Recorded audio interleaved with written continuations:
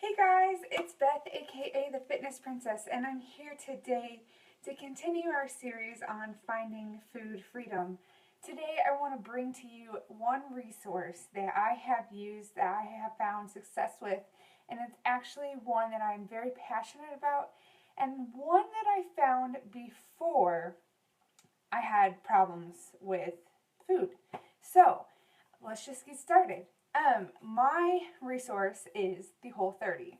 Now, a lot of my journey has been spiritual, and I'm going to continue to talk about that and leave that conversation open.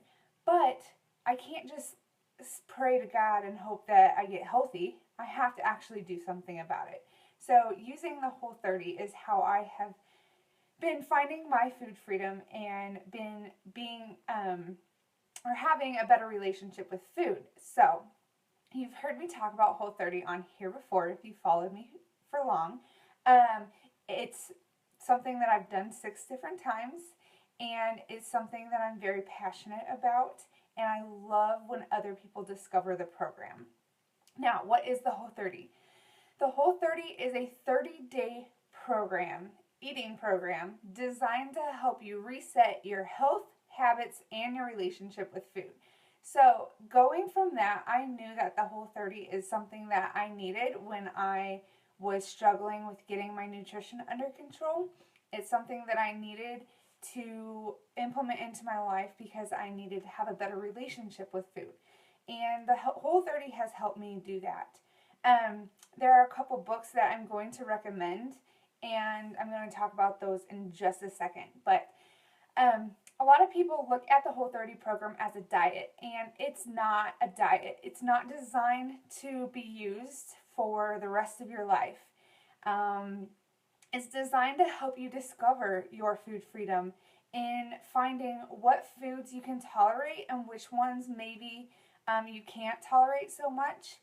Through the Whole30 program, I have found that I don't tolerate dairy well, and I don't tolerate grains well. I've dealt with a lot of inflammation in my legs, and so when I have done Whole30 and I've eliminated those grains and those dairy, I have felt a lot better. I can perform optimally, and my legs feel better. I'm pain-free. So after you get done with the 30 days, you start implementing some of the foods back in that you've taken out. And so that's how I figured out, oh, I don't tolerate dairy so well. I don't tolerate grains so well. So, and each person is different. So that's what makes the Whole30 unique. You still take out foods that can cause problems for people. And then when the program is over, you slowly reintroduce those foods to see how your body reacts with them. And like for me, since I don't tolerate dairy, somebody else might be able to tolerate dairy, or someone else might be able to tolerate dairy in smaller doses. So it really just depends on your body. And your body is your greatest experiment. You just have to try it out, figure out what works for you and what doesn't. During the Whole30, you are to pay attention to how your body feels. You generally sleep a lot better than normal, and you can, you just feel better. Your gut feels better, and you're just happier. And there's some funny little phases that you go through that the Whole30 has a little calendar designed for, and Tiger Blood is one of those that they talk about, and it's when you're feeling your absolute best. You're past the detox symptoms of getting those processed sugars and processed foods out of your system, and you're feeling awesome and you feel like you can do anything in the world. So it's a really fun program as well. There's a huge online community, and I have been blessed to be a part of that. But the Whole30 is what has really helped me figure out what my relationship with food is like. It helps you gain control on your sugar cravings. So we all have a sugar dragon inside of us, and we crave sugar. I mean, sugar is in anything and everything these days. If you go down an aisle of a grocery store, I'm sure you can pull something off of the shelf, look at it, and it has some form of sugar in it. Sugar has a lot of names.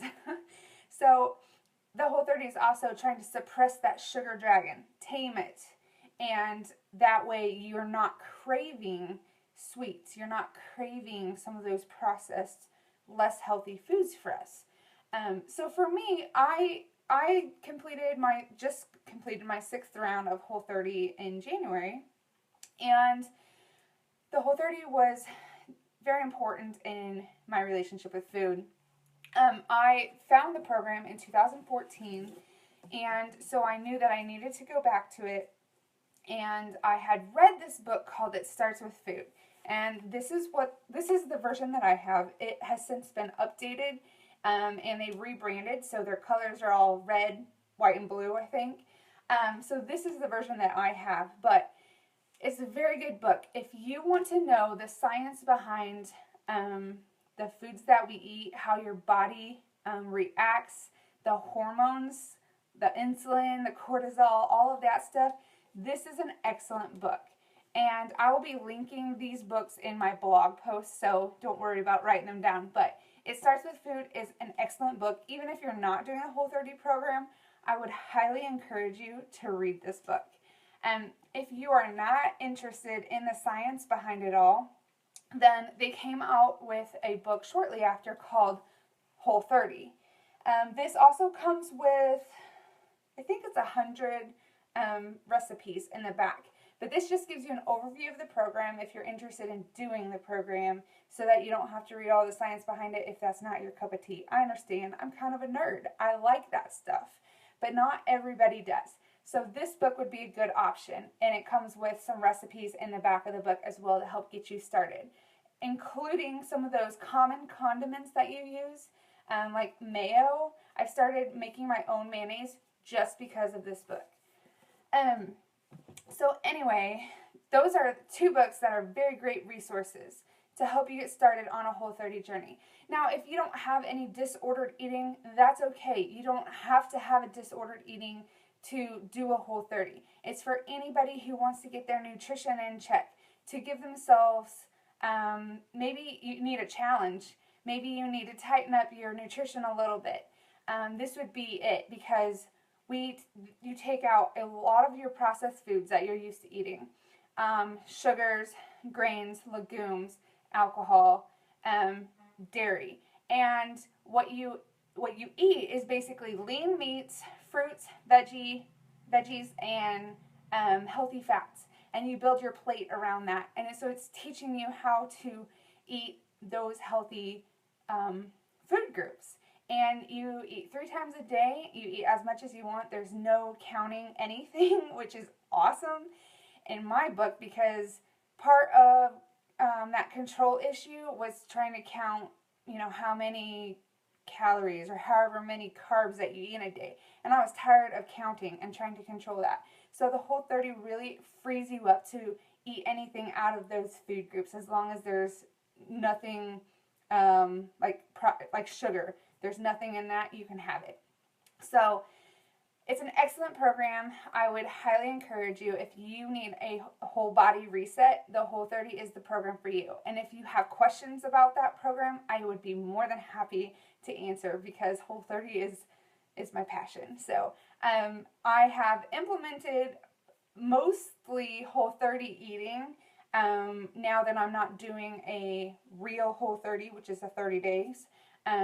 I try to stick on plan with that, and it's easy for me to do because I know that at some point I can have a treat every once in a while. But for me, it was important for me to reset my whole body to feel good inside and then out.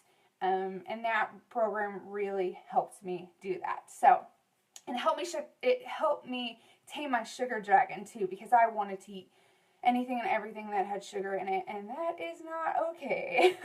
So the Whole30 is a wonderful program. I love it. As you can tell, I could probably talk forever about it. But I am going to be sharing a little bit more about the program this coming week, so I hope that you will tune in for that. And I will also link those 2 books in my blog, so I hope you'll look out for that. So I hope you have a great day. If you have any questions about Whole30, let me know. I'm happy to answer them, and I will talk to you all later. Bye.